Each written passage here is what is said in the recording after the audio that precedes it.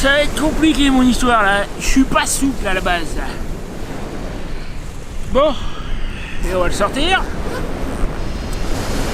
Et aujourd'hui, on va parler des logiciels que j'utilise pour faire mes vidéos, qui sont tous gratuits, sans exception. Des services que j'utilise pour faire mes vidéos, qui dans la grande majorité sont gratuits. Ah, je vais encore ramener du sable dans la tente, moi je le sens venir. Oui, donc les services que j'utilise dans la grande majorité sont gratuits, à une exception, il y en a un qui n'est pas gratuit, je te dirai ça tout à l'heure. Et puis on va également parler de mon processus de création de vidéos, parce que tout ça, toutes ces vidéos que je publie pour toi toutes les semaines, si tu es nouveau sur ma chaîne, tu ne le sais peut-être pas, mais je publie au minimum une vidéo principale le mardi à 20 h. Et ça, c'est des heures et des heures de travail. Et puis occasionnellement, il peut y avoir une vidéo secondaire. En général, ça va être le vendredi soir. C'est le cas de la vidéo d'aujourd'hui. Et tout ça, mine de rien, c'est du boulot. Il y a des gens qui apparemment s'imaginent que je suis en vacances.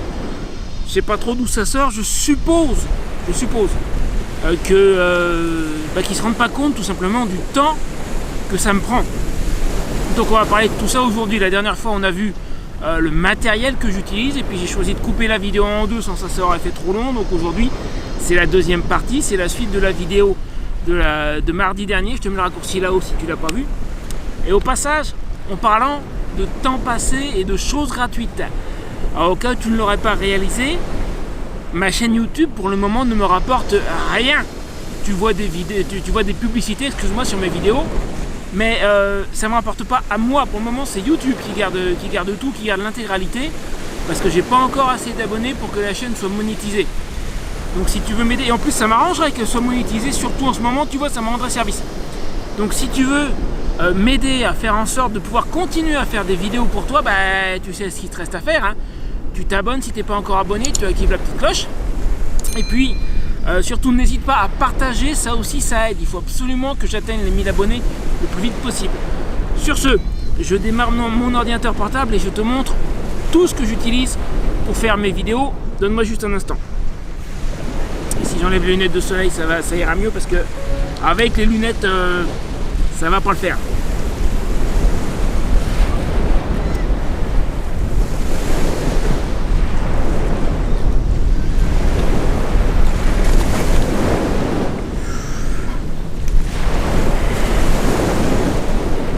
Ça risque d'être un petit peu compliqué pour moi, parce qu'avec le soleil, j'y vois pas des masses là sur l'écran, figure-toi.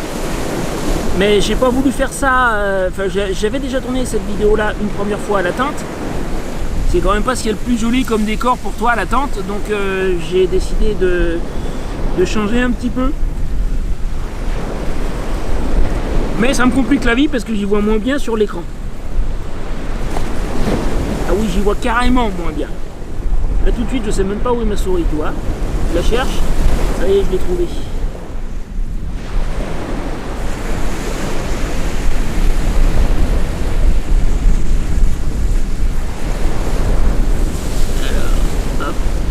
Pour la capture d'écran, on va faire l'ipiti clap. Alors ça, en général sur les vidéos tu le vois pas, mais c'est pour synchroniser les deux images. Là j'ai en quelque sorte, j'ai deux caméras. J'ai la caméra qui me filme moi, et puis je suis en train d'enregistrer l'écran de l'ordinateur. Le clap là, c'est que sur les deux bandes son, je vais voir visuellement la même chose au montage, et je vais pouvoir synchroniser les deux. Ça en général, je coupe. Mais en fait, quand j'ai plusieurs caméras, je fais systématiquement un clap au début. C'est pour réussir à synchroniser les images. Ouais, déjà une première chose. Alors maintenant, je vais te montrer mon écran. Là actuellement, tu vois en fait ma chaîne. Et il faut... j'y vois rien.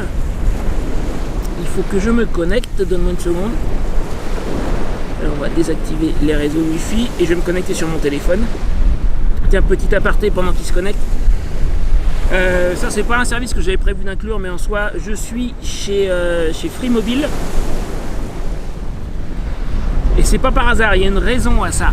C'est qu'avec Free je peux utiliser mon téléphone, y compris les données mobiles, 12 mois par an à l'étranger. C'est pour ça que je reste avec eux. Il y a pas mal de vent aujourd'hui, j'espère que tu m'entends correctement, ça souffle quand même un petit peu, hein. Ouais, donc si je reste chez Free Mobile, c'est pour ça, c'est parce que je peux utiliser mon plan mobile 12 mois par an à l'étranger. Il y a un quota, mais qui est quand même assez important.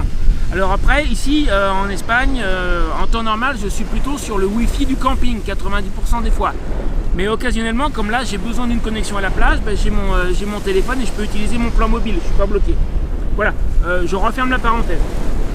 Maintenant, pour ce qui est... attends, bouge pas. Je vais me mettre dans le dossier où je stocke mes vidéos. Attends, je cherche, là j'ai du mal. Voilà. Là, c'est le dossier où je stocke toutes les vidéos. Et pour le montage, pour le gros du montage, j'utilise un logiciel qui s'appelle Olive Editor. Que voilà. Alors, je vais charger, mettons, le projet de la dernière fois. Excuse-moi.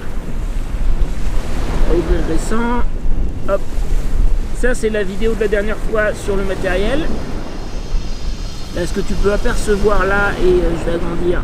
Ça, c'est pas la bonne taille. Voilà. Ça, c'est l'intro de la vidéo de la dernière fois. Donc, Olive Editor, c'est un logiciel de montage qui a quasiment tout d'un grand. Il a toutes les fonctionnalités de base.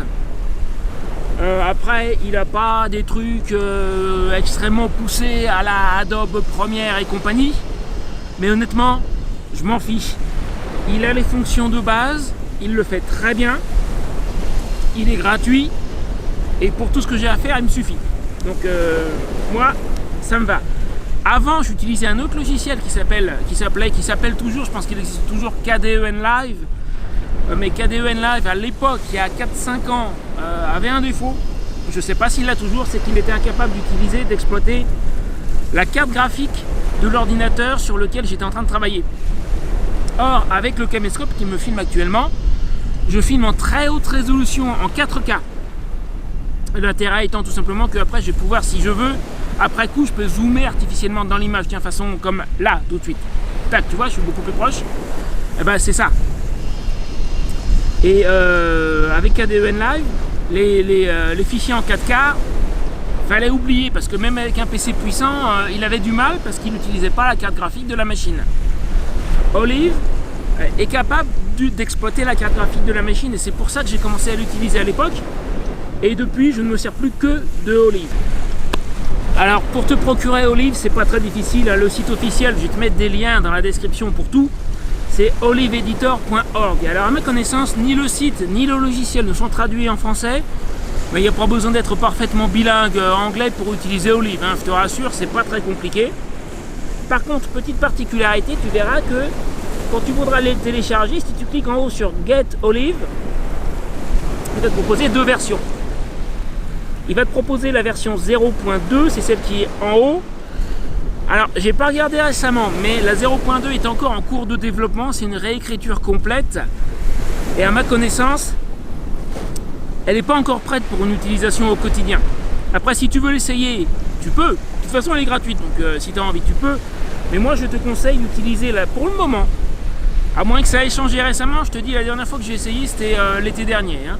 Mais je te conseille d'utiliser la 0.1, c'est celle que j'utilise moi. Tu cliques sur le bouton qui correspond à ton système d'exploitation et il va te proposer version 32 ou 64 bits. Si tu es dans le doute, tu prends la 64. Si elle ne marche pas, c'est qu'il te faut la 32. Mais de nos jours, il est extrêmement improbable que ce soit la version 32 bits qui te faille. Donc tu vas aller directement sur la 64. Donc commence. Moi, je te conseille de démarrer avec la version 0.1. C'est celle que moi j'utilise tous les jours. Elle est globalement à peu près stable. Elle plante une fois de temps en temps, mais c'est pas très méchant. Et elle a, je te dis, toutes les fonctionnalités dont moi j'ai besoin au quotidien. Donc si tu veux démarrer avec Olive, sincèrement, commence par la 0.1. Ensuite, pour le son, alors là je vais aller dans un de mes anciens projets. Laisse-moi réfléchir. Normalement, Bagnos de la Reina, j'en avais fait, voilà. Notamment quand j'ai besoin, attends, je t'explique d'abord, je l'ouvre après. Quand j'ai besoin de modifier un fichier sonore, notamment, tu m'as déjà entendu dans certaines vidéos avoir un commentaire en voix off. Ça, je l'enregistre à part. Et pour que ce soit plus propre, je vais retirer mes respirations. À chaque fois que je fais et que je parle, ça, je vais l'enlever. Excuse-moi. Oh. Là je l'ai un peu exagéré évidemment. Mais si je l'enlève pas dans le fichier son, tu vas l'entendre. Pour faire ça, j'utilise Audacity. Alors on va ouvrir avec Audacity. Et Audacity est un fichier d'édition audio, pareil, il a tout d'un logiciel professionnel, sincèrement, tu vas pouvoir faire énormément de choses avec. Moi personnellement, j'utilise peut-être 5% de ses fonctions. Hein.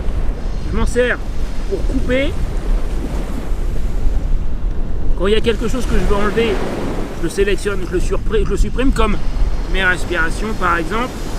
Je peux aussi modifier le volume du fichier. Ça, je m'en sers de temps en temps. Voilà, c'est les deux fonctions principalement que j'utilise dans Audacity. Petite précision que j'ai oublié de faire. Dans cette vidéo, il n'est pas question de faire un tutoriel sur l'utilisation de l'un ou l'autre logiciel. Tu cherches sur YouTube, tutoriaux sur Olive, sur Audacity, sur ce que tu veux, tu vas en trouver. Là, je te montre juste ce que j'utilise et pourquoi je les utilise. Autre précision, tu auras peut-être remarqué que ma version d'Olive n'est pas traduite en français. La version d'Audacity, pardon, n'est pas traduite en français. C'est parce que j'ai pas cherché, mais je suis à peu près persuadé qu'il existe des versions francisées pour tout sauf pour Olive. Donc si tu vois dans mon cas des logiciels en anglais, tu t'inquiètes pas pour ça. Donc voilà, Olive pour l'édition audio. Non, je veux pas le garder. Et où elle est ma souris? C'est vraiment compliqué de faire ça sur la plage, hein, je te le cache pas. Alors, là on a parlé donc de Olive qui est mon logiciel vidéo principal, d'Audacity qui est pour l'édition audio. Occasionnellement, quand j'ai besoin de joindre un fichier vidéo ou un fichier audio, je vais utiliser un logiciel qui s'appelle AVI Demux. Attends, je retrouve un autre projet. Celui sur le matériel, justement, je m'en suis servi.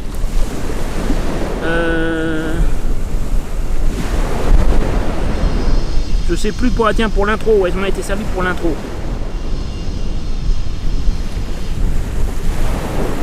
Donc j'ouvre un fichier avec AVI Demux et je peux aller lui dire, je pense que c'est même pas le bon fichier d'ailleurs, excuse-moi, c'est celui-là. Sur ce fichier là en fait il n'y a pas d'audio parce que j'ai traité l'audio à part avec Audacity. Donc ce que j'ai fait derrière, je vais dans audio sélectionner une piste et puis là je peux lui dire je veux que tu utilises un autre fichier et je suis allé chercher le fichier que j'ai modifié dans Audacity. Donc AVI Demux, quand j'ai besoin de joindre un fichier audio et un fichier vidéo, ça pareil je m'en sers assez régulièrement. Et pour finir, pour les miniatures, j'utilise GIMP. Alors pareil, hein, Audacity, etc. Tu trouveras des liens dans la description. Donc GIMP, je m'en sers sans arrêt notamment pour toutes les miniatures, pour redimensionner les images, pour mettre le texte, pour faire des effets sur les photos, etc. GIMP, on appelle ça en fait le Photoshop du pauvre. Et il a vraiment énormément de fonctions là-dedans. GIMP, je dois utiliser 5 à 10% des fonctions à tout casser. Il a énormément de fonctions et je m'en sers pour toutes mes miniatures. Si tu regardes sur ma chaîne, attends que je revienne. Une seconde. Pareil, j'y vois ma cache. Donc elle est ma chaîne.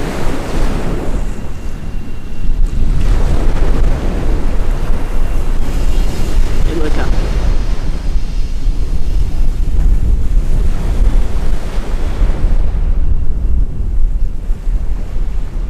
Alors, il y a YouTube qui ne veut pas charger, alors ça c'est pas cool.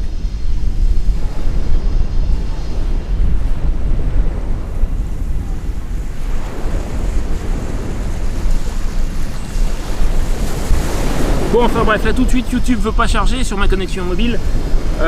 Mais quand tu regardes ma chaîne et tu vois les miniatures des vidéos, toutes les miniatures que je fais, à la limite tu feras une capture d'écran à part une fois rentré.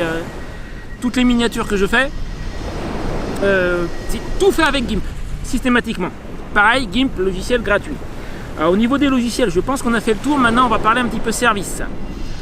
D'abord, quand j'ai besoin d'images d'illustration gratuites. Alors pour ça, et ça va encore être compliqué. Attends, je le cherche.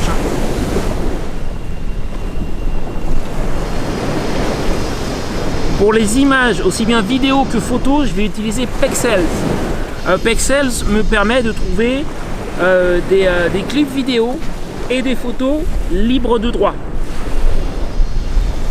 Voilà, aujourd'hui, c'est un petit peu de mal à charger, manifestement. Pareil, je te mets un lien dans la description. Photo, vidéo libre de droit, Pexels.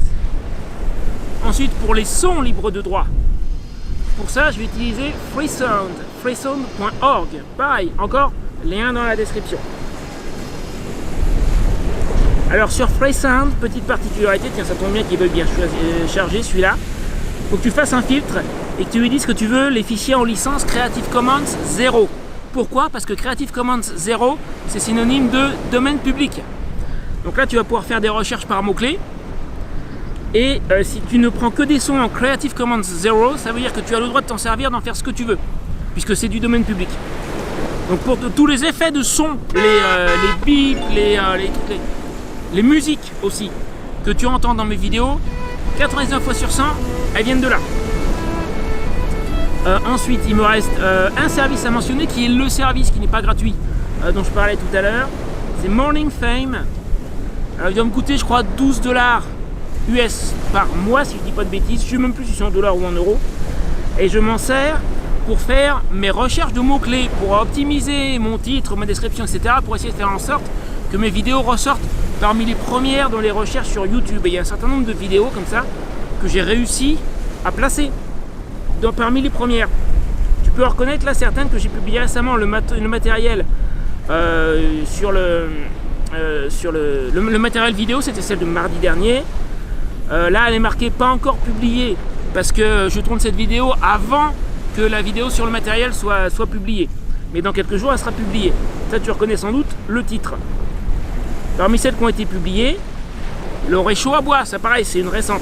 Le réchaud à bois, je me suis pas mal débrouillé, hein, parce que alors là, YouTube peut pas charger, mais réchaud à bois, réchaud à bois 2022 et réchaud à bois 2023, je suis parmi les premiers résultats. Mais non, il n'y a rien à faire, YouTube peut pas charger là. Ouais, donc Morning Fame, pareil, lien dans la description. Alors si tu peux l'utiliser de façon gratuite, il est semi-payant en fait.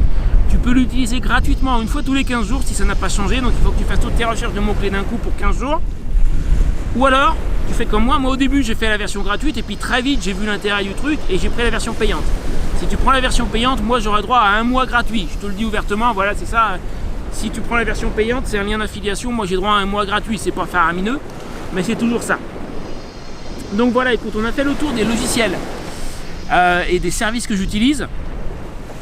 On va pouvoir parler de mon processus de création de vidéos. Encore une fois, pour le moment, ma chaîne ne me rapporte rien de façon directe. Je vais arrêter la capture d'écran, je pense que j'en ai plus besoin à ce stade. Attends une seconde, donne-moi un instant. Encore faut-il que je voie ma souris pour pouvoir arrêter la capture d'écran. Voilà, c'est fait. Lui, je vais pouvoir le mettre en veille. Ouais, donc pour le moment, ma chaîne ne me rapporte rien, je suis pas encore monétisé.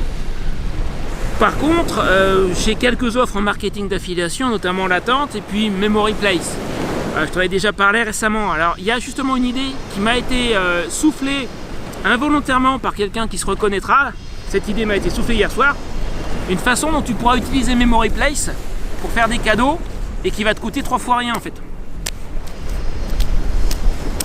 Tu peux offrir des albums photos Memory Place. Pour rappel, Memory Place permet de récolter toutes les photos, les vidéos qui sont faites à un événement de façon très simple, puisque les gens qui viennent à l'événement en question, mariage, Noël, etc., donc à flasher un code QR pour envoyer leurs photos, leurs vidéos. Et toi, tu pourrais tout simplement, juste pour 8 €, juste 8 €, 8 $ en fait, mais aujourd'hui le dollar et l'euro sont kiff. Juste pour, alors on va dire en dollars, puisque c'est en dollars, pour 8 $, tu pourras avoir ton compte Memory Place pour juste un mois. Puisque c'est un abonnement, mais il n'y a pas d'engagement, donc tu peux l'interrompre quand tu veux. Donc l'abonnement à 8 € ou 8 $, bon je m'embrouille mais c'est pas grave, te permet de créer 5 événements. Et derrière, donc les gens envoient leurs photos, les albums sont créés automatiquement. Alors certes, si au bout d'un mois tu annules ton abonnement, que tu ne le gardes pas, les albums vont disparaître. Mais entre temps, tu peux très bien récupérer les photos. Et tout le monde pourra récupérer les photos en fait. Donc tu peux tout à fait te servir de Memory Place juste un mois, offrir des événements avec l'abonnement à 8 $, tu peux faire 5 événements. Donc pour Noël, prends ton compte Memory Place à 8 $, tu offres 5, tu peux faire 5 événements, tu offres les 5, tu en utilises un pour toi pour ta soirée de Noël, un pour ta soirée du Nouvel An par exemple, il t'en reste 3, tu peux les offrir en cadeau. Et tu dis aux gens, bah écoute, moi je te fais cet album photo entièrement automatisé et gratuit, tiens, je te donne un code QR, les gens qui viennent à ta soirée le flash, envoient les photos, toi derrière tu peux récupérer toutes les photos. Moi dans un mois, dans 2 mois, je vais arrêter ça, je vais pas continuer. Donc tu récupères toutes tes photos, quand tu les as récupérées tu me le dis, puis moi après je suis libre d'arrêter mon abonnement. Tu peux tout à fait faire ça, tu prends Memory Place pour 1 mois ou 2, tu as le lien pour t'inscrire directement là dans la description. Tu prends l'abonnement à 8$ pour 1 mois ou 2, tu offres des événements, tu offres des albums photos Memory Place, derrière les gens récupèrent les photos, puis toi après tu arrêtes ton abonnement si tu as envie, tu peux très bien faire ça, c'est pas un souci. Comme il n'y a pas d'engagement, pour arrêter ton abonnement il suffit d'envoyer un ticket de support, tu verras dans ton compte, c'est marqué support, tu leur dis je veux arrêter, tu arrêtes ton abonnement, terminé, il n'y a pas d'engagement. Donc tu le gardes 1 mois, 2 mois, puis après terminé. Comme ça tu peux faire des cadeaux, tu peux offrir des albums photos. Moi encore une fois, vu la période de l'année, je pense à Noël. Et puis derrière tu arrêtes ton abonnement. Voilà, c'est l'idée qui m'a été soufflée indirectement hier soir. Sur ce, on va parler de mon processus de création de vidéos. Tu verras que ça ne se fait pas en claquant des doigts, il suffit pas juste d'appuyer sur un bouton. Au contraire, c'est énormément de travail, je t'explique tout ça. Bon, maintenant parlons un petit peu de mon processus de création de vidéos. Ça, c'est entre autres pour les gens qui s'imaginent que je suis en vacances ou pour ceux qui simplement se demandent combien de temps et combien de travail ça me demande de réaliser une vidéo comme celle sur les bagnos de la Reina que j'ai faite il y a quelques temps, celle sur le... je vais mettre des raccourcis là-haut pour tout ça, celle sur le réchaud à bois ou encore le guide de voyage sur lequel je suis en train de travailler actuellement. En moyenne, donc sachant que je publie ma vidéo principale le mardi soir, moi je veux qu'elle soit prête pour le dimanche soir parce que je veux avoir le temps de la mettre en ligne et de l'annoncer. Donc il faut que je tourne en moyenne le mercredi et le jeudi pour pouvoir attaquer le montage le jeudi soir ou plus tard le vendredi matin. Le tournage, entre le temps qu'il me faut pour aller sur le lieu, je te parle même pas en général, quand je me rends quelque part, j'y vais pas totalement au flanc, même si on découvre souvent un endroit ensemble, un endroit que je connais pas. Moi je fais quelques recherches auparavant, ne serait-ce que pour savoir si ça vaut la peine de m'y rendre. Donc ça me demande un petit peu de temps, mais ça à la limite, je ne veux pas le compter, c'est une demi-heure, 1 heure, ça dépend des cas. Mais on va mettre ça de côté. Même sans parler de ça, il faut me rendre sur place, que ce soit à pied ou avec la moto. J'ai souvent 30 minutes, 1 heure pour y aller, et autant pour rentrer pour le coup. Ensuite, quand je suis sur place, pour une vidéo comme celle des bagnos de la Reina par exemple, j'ai mis... pour filmer le tout avec le site archéologique, j'ai dû mettre entre 2h30 et 3h. Alors les bagnos de la Reina, ça m'a pris 40 minutes pour aller là-bas, 3 heures sur place, 40 minutes pour rentrer, on dépasse les 4 heures, rien que pour le tournage, et sans même parler du petit temps de recherche avant. Donc ça, je l'ai fait le mercredi. Jeudi, j'attaque le montage. Alors montage, je fais pas tout d'un coup parce que c'est au bout d'un moment, j'aime ça, mais au bout d'un moment, voilà. Donc en moyenne, je vais y passer sur une journée 2 ou 3 heures facilement, et ça va me prendre 3 jours. Donc là, on va dire 3 heures par jour sur 3 jours, ça fait 9 heures, j'ai une grosse journée de travail, plus le temps de tournage, c'était déjà presque une journée complète, pas tout à fait, mais presque. Donc je vais arrondir, je vais dire qu'on est à 2 journées de travail. Ça, c'est pour les bagnos de la Reina qui sont pas très très loin et le tour était assez rapide. Ensuite, il faut encore le temps de contrôler la vidéo, une fois que le rendu est fait, de la mettre en ligne, de l'annoncer. Là, je vais avoir 2 heures de boulot. Bon, je dépasse les 2 jours de travail effectif si je rapporte à un travail classique, genre 35 ou 39 heures par semaine. Un travail à 8 heures par jour, voilà, c'est plutôt ça que je devrais dire. Là, je dépasse allègrement les 2 jours de travail. Ça, c'est juste pour ma vidéo du mardi. Et encore, les bagnos de la Reina, c'était pas une des plus longues. Quand je suis monté au monastère de Montserrat, quand j'étais en Catalogne, Là, je suis parti en début de matinée à 9h, je suis rentré, il était le soir 18h30. Et ça, c'était que le tournage. Ouais, c'était beaucoup plus long. Donc, suivant les vidéos, ça peut me prendre tournage, plus montage, plus mise en ligne et annonce de la vidéo, ça peut me prendre en temps de travail effectif, c'est-à-dire encore, je continue à comparer avec une journée de travail de 8 heures. Ça peut me prendre entre 2 jours et demi et 4 jours. Et ça, c'est pour mes vidéos régulières, habituelles, quand je n'en sors qu'une seule par semaine. Si j'en sors une deuxième, ça va être encore du temps en plus. Maintenant, le guide de voyage que je suis en train de préparer, alors là, on n'est plus dans la même cour. Parce que rien qu'en tournage, je pense que je suis déjà quasiment à pas loin de 2 jours de boulot. Bon, après, c'est mon premier guide de tournage. J'ai commis des erreurs au tout début. Il y a des plans que j'ai tournés et qui vont pas, qu'il a fallu refaire. Ça, c'est ma faute. Bon, j'ai jamais fait. Je me suis jamais plié à cet exercice. J'apprends. Mais comme il y a quand même beaucoup de choses à montrer à différents endroits dans la vie, donc il faut se déplacer. C'est pas les Bagnos de la Reina, j'y vais et puis tout est sur place.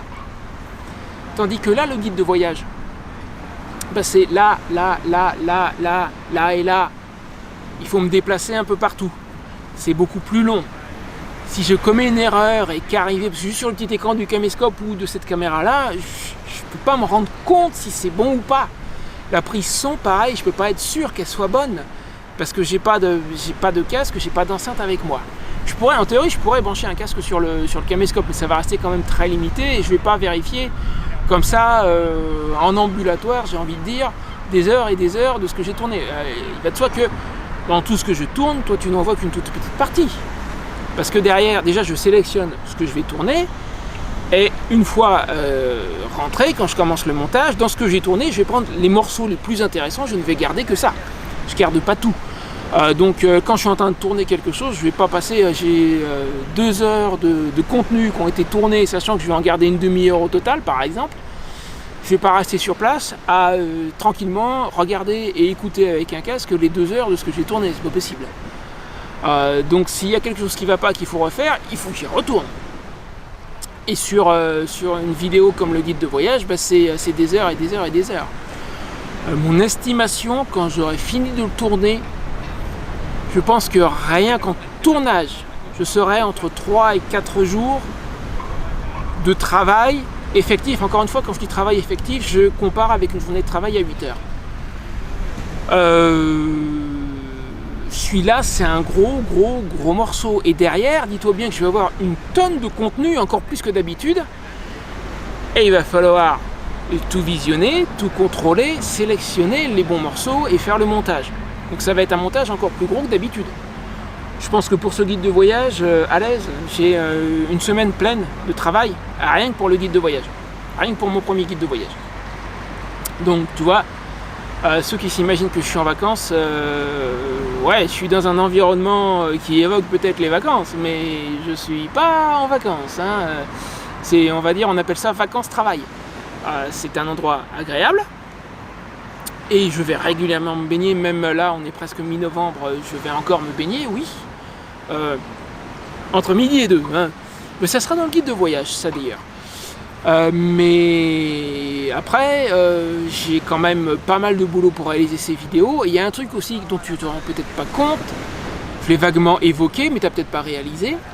Quand je te dis que je veux que ma vidéo soit prête pour le dimanche soir, de manière à pouvoir commencer à l'annoncer le lundi, ça veut dire que très souvent, le samedi et y compris le dimanche, quand la plupart des gens sont chez eux en week-end à profiter d'un week-end durement gagné,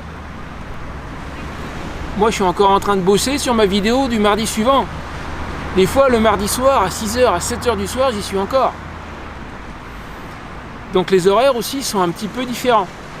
Je peux être ici, sur la plage, un mardi à 13h en train de me baigner, oui. Mais le samedi, le dimanche soir, je vais être en train de finir de monter la vidéo. Et il y a ça aussi. Donc tu vois, je suis pas tout le temps là en train de me tourner les pouces. En parlant de pouces, si tu veux aider la chaîne, tu as le droit de me mettre un petit pouce aussi. Ça serait le bienvenu. Si tu n'es pas encore abonné, abonne-toi. Je l'ai déjà dit au début de la vidéo, mais je te le redis.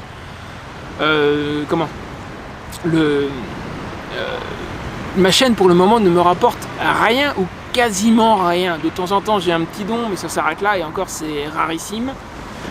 Je suis en train de développer l'affaire avec Memory Place, mais pour le moment je n'en suis encore qu'au balbutiement. Entre parenthèses, j'ai fait une vidéo là-dessus, je te mets le lien là-haut, ça pourra peut-être t'intéresser si tu veux devenir distributeur avec moi. Pour le moment, et je ne suis pas encore dans le programme partenaire de YouTube parce que j'ai pas encore assez d'abonnés.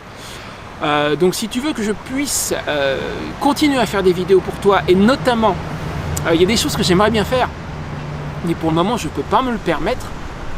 Il me faudra un budget pour ça. Il y a des activités que je ferais bien, notamment en mer. J'ai découvert à 1 heure de navigation d'ici, il y a une île, l'île de Tabernas, je crois ça s'appelle, qui se visite.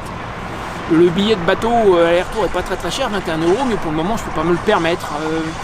Il y a des choses plus spectaculaires que j'aimerais faire, genre j'ai vu une société qui fait des cours de plongée en apnée. Là, rien qu'avec eux, je pourrais faire 2 vidéos. Je pourrais faire une vidéo sur eux, sur leur activité, sur ce qu'ils font. Et puis je pourrais faire une vidéo en plongée, mais je peux pas me permettre de me payer leur service et j'ai pas le matériel. J'ai pas de masque, j'ai pas de tuba, j'ai rien de toute façon. Donc plus tôt j'atteindrai les 1000 abonnés, plus tôt je pourrais encore améliorer les vidéos que je fais pour toi, parce que toutes ces activités là que je cite et que je peux pas faire, quand j'atteindrai les 1000 abonnés et que je commencerai à gagner un petit quelque chose, ça sera peut-être pas fulgurant au début. Je m'attends pas à des millions. Quand même, j'ai des vues au niveau de la chaîne, hein, les 2 prérequis pour gagner de l'argent avec les publicités qui sont sur mes vidéos, c'est 1000 abonnés et 4000 heures de visionnées sur 12 mois au niveau de toute la chaîne. Les 4000 heures, ça fait 1 an et demi que je les explose. Je suis en permanence entre 5000 et 6000 heures. Et là, je pense que je vais dépasser les 6000 heures. Donc les vues, je les ai. Il y a matière, je pense, à gagner quelque chose. Mon estimation, je ne peux pas être sûr. Je ne peux pas avoir de certitude parce que ça varie d'une chaîne à l'autre. Ça varie d'une niche à l'autre. Une niche, c'est un domaine d'activité spécifique. Moi, j'ai comme niche, j'ai le voyage, j'ai la moto, j'ai le camping. Principalement, j'ai ces 3-là. Et donc ça va déterminer les annonceurs qui vont vouloir mettre des pubs sur mes vidéos. Donc je ne peux pas être sûr à 100% de ce que je vais gagner, mais mon estimation, d'après toutes mes recherches, pour le premier mois, je vais faire au minimum quelques dizaines d'euros, voir si ça se passe vraiment bien, peut-être jusqu'à 100 € le premier mois. Ça franchement, ça serait pas mal. Si je fais 100 € le premier mois, alors là, Lille, 21 € l'aller-retour, je discute pas, j'y vais. Donc voilà. Plus tôt j'atteindrai les 1000 abonnés, et mieux ce sera. Sur ce, moi, je vais rentrer au camping, tu sais quoi, j'ai une vidéo à monter. Je vais pouvoir le faire tranquillement parce que, comme je te disais en début de vidéo, on attend des orages pour la fin de semaine. Et c'est même pour ça que je ne peux pas finir le guide de voyage à temps. Bon voilà, j'espère que tu t'es abonné, donc que tu m'as laissé un petit commentaire, ça me fera plaisir. Alors les choses qui poussent une vidéo YouTube, entre parenthèses, tiens, tu vas prendre un micro-cours de YouTube. Les choses qui poussent une vidéo, c'est le nombre de personnes qui la regardent au moment où elle est postée. Moi je fais des premières, donc le nombre de personnes qui viennent à la première, déjà ça influence ses performances futures. Ensuite le nombre de j'aime, le nombre de partages et les commentaires. Donc n'hésite pas à faire tout ça si tu veux me donner un coup de main sur toutes mes vidéos. Je t'autorise même, tu sais quoi, sur des vidéos un peu plus anciennes, si tu as envie, si tu n'as pas mis de commentaires, je t'autorise à aller le faire. Ouais, tout ça ce sont les choses. Alors c'est pas juste une de ces choses ou même toutes ensemble qui vont faire qu'une vidéo va décoller, mais ça améliore ses chances. Voilà. Et puis le fait de la regarder jusqu'à la fin et le fait de regarder l'autre vidéo que je te mets juste là, parce que alors ça c'est un des signaux importants pour YouTube. Si tu regardes une autre vidéo après avoir vu celle-ci, une autre de mes vidéos, c'est un très bon signal pour YouTube. Sur ce, je te laisse là, je te dis à bientôt et à la prochaine fois, et j'espère bien que la semaine prochaine, ça sera le guide de voyage.